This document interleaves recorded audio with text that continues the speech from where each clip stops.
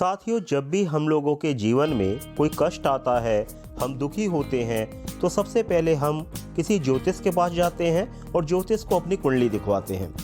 यदि ज्योतिष कुंडली देख के हमें ये बताते हैं कि आपका ये ग्रह अस्त है और इसके कारण आपके जीवन में ये समस्या है, तो हम सबसे पहले यही सोचते हैं कि क्या ग्रह भी अस्त होते हैं। तो हाँ साथियों, ग्रह भी अस्त होते हैं और ये ग्रह ठीक उसी प्रकार अस्त होते हैं जैसे हम लोग भी अस्त होते हैं। अब आप सोच रहे होंगे क्या हम लोग भी अस्त होते हैं? तो हाँ साथियों, हम लोग भी अस्त होते हैं। अब आप ये मान लीजिए कि यदि हम किसी समाज की, किसी कॉलोनी के, किसी गांव के या किसी नगर या जनपद के प्रमुख व्यक्ति हैं, हमें बहुत सारे लोग जानते हैं, हमारी जो समाज में हमारा मान सम्मान है, बहुत ज़्यादा हम मान प्रतिष्ठित व्यक्ति हैं, यश है हम लोगों का, और उसके बाद भी यदि हम कहीं समाज में खड़े हैं या किसी मंच पे सभा को संबोधित कर रहे हैं और वहीं पर उस राज्य के मुख्यमंत्री आ जाएं या देश के प्रधानमंत्री आ जाएं, तो सब लोगों की जो दृष्टि होगी, यानी सब लोग जो है वो मुख्यमंत्री और प्रधानमंत्री को देखने लग जाएंगे और हमारी ओर कोई भी नहीं देखेगा। ऐसा इसलिए होगा कि जो हमारा यश है, हमारा जो मान सम्मान है, हमारी जो प्रतिष्ठा है, उससे कहीं अधिक प्रतिष्ठा मुख्यमंत्री और प्रधानमंत्री की होगी। और ठीक इसी प्रकार आप ये समझ लीजिए कि जब भी कोई ग्रह सूर्य के निकट आ जाता है या सूर्य किसी ग्रह के निकट आ जाते हैं, तो वो ग्रह भी अस्त हो जाता है। ठीक उसी प्रकार जैसे हम अस्त हो जाते हैं, जैसे हमारा प्रभाव, जैसे हमारा यश और मान सम्मान अस्त हो जाता है हमसे अधिक प्रतिष्ठित व्यक्ति के निकट जाने पर, ठीक उसी प्रकार सूर्य के निकट जाने पर या सूर्य के निकट आने पर ग्रह का प्रभाव अस्त हो जाता है, अर्थात ग्रह अस्त हो जाते हैं। अब कौन सा ग्रह कब अस्त होता है, कैसे अस्त होता है, इसको हम आज अपने इस वीडियो में समझने का प्रयास करेंगे। तो साथियों, सबसे पहले हम प्रारंभ करते हैं चंद्रमा से। चंद्रमा सूर्य से 12 अंश की दूरी पर निकट आने पर अस्त हो जाता है। यानी चंद्रमा जब 12 अंश की दूरी पर रहते हैं, स्थित होते हैं या सूर्य के निकट आ जाते हैं, तो वो अस्त हो जाते हैं। और सूर्य से 12 अंश पूर्व और 12 अंश पश्चात तक वो अस्त रहते हैं। तो इस प्रकार 12 पूर्व और 12 पश्चात वाले दोनों अंशों को मिला लिया जाए तो 24 अंश तक वो अस्त रहते हैं।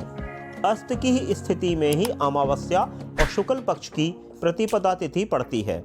मंगल सूर्य से 17 अंश की दूरी पर आने पर अस्त हो जाते हैं, या 17 अंश की जब दूरी रह जाती है मंगल और सूर्य में, तो मंगल अस्त हो जाते हैं। मंगल अस्त होने के 4 मास बाद उदय होते हैं।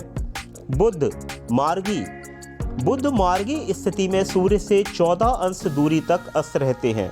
यह सूर्य से 14 अंश पूर्व और 14 अंश पश्चात तक अस्त होते हैं। इस प्रकार 14 और 14 अंश पूर्व के और 14 अंश पश्चात के दोनों मिला लिए जाएं तो 28 अंश तक जो बुध होते हैं, मार्गी जो बुध होते हैं, वो सूर्य के निकट रहने पर अस्त रहते हैं। बुध पूर्व में अस्त होके पश्चिम में उदय होते हैं और वो औसतन 32 दिन तक अस्त ही रहते हैं। बुध वक्री स्थिति में सूर्य से 12 अंश की दूरी तक अस्त रहते हैं। यह सूर्य से 12 अंश पश्चात और 12 अंश पूर्व तक अस्त रहते हैं। अर्थात बुध सूर्य के सापेक्ष गति में 12 और 12 14 अंश तक अस्त स्थिति में रहते हैं। बुध पश्चिम में उदय होने के बाद 32 दिन में वक्री होता है और वह वक्री होने के 4 दिन पश्चात पश्चिम में अस्त हो जाता है।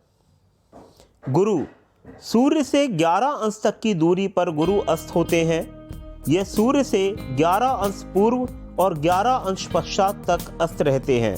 अर्थात सूर्य के सापेक्ष गुरु जो होते हैं वो 11 और 11 22 अंश तक अस्त रहते हैं।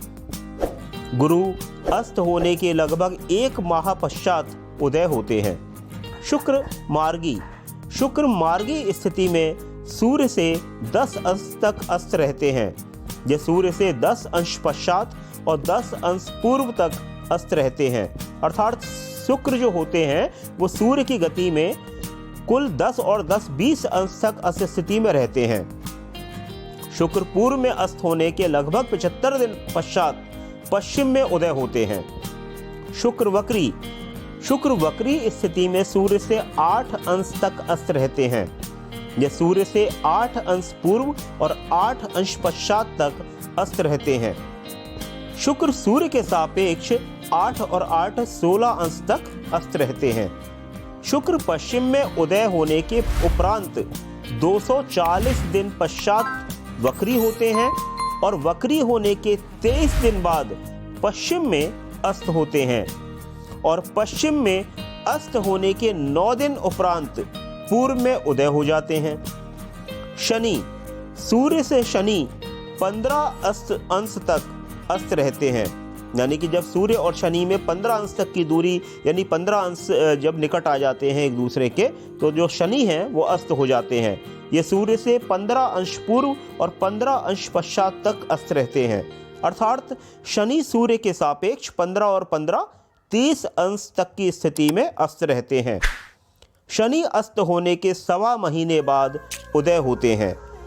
तो साथियों, इस प्रकार हमने जाना कि चंद्रमा, मंगल बुध मार्गी, बुध वक्री, गुरु शुक्र मार्गी, शुक्र वक्री और शनि सूर्य के निकट आने पर किस प्रकार अस्त होते हैं। तो साथियों, जिस प्रकार हम अस्त हो जाते हैं अपने से अधिक प्रभावशाली व्यक्ति के निकट आने पर, ठीक उसी प्रकार सूर्य के निकट आने पर जो बाकी ग्रह हैं आपके चंद्रमा, मंगल, बुध, गुरु, शुक्र और शनि, ये अस्त हो जाते हैं। राहु केतु सूर्य से अस्त नहीं होते हैं, जबकि जो राहु हैं वो सूर्य को ही अस्त कर देते हैं और एक प्रकार से वो सूर्य पे ग्रहण लगा देते हैं। आने वाली वीडियो में मैं आपको ये भी बताऊंगा कि किस प्रकार राहु के प्रभाव में आने पर सूर्य अस्त हो जाते हैं। अस्त अर्थात सूर्य जो है उन पे ग्रहण लग जाता है। तो साथियों, ये तो आज हमने अपनी इस वीडियो में जाना कि कैसे होते हैं ग्रह अस्त, किस प्रकार सूर्य के निकट आने पर कौन सा ग्रह कैसे अस्त हो जाता है और कब जाके वो उदय होता है। यदि आपको हमारी ये वीडियो अच्छी लगी हो तो इस वीडियो को लाइक करें, अपने मित्रों में, अपने जानने वाले लोगों में इस वीडियो को शेयर करें और साथ ही साथ हमारे चैनल को सब्सक्राइब करें।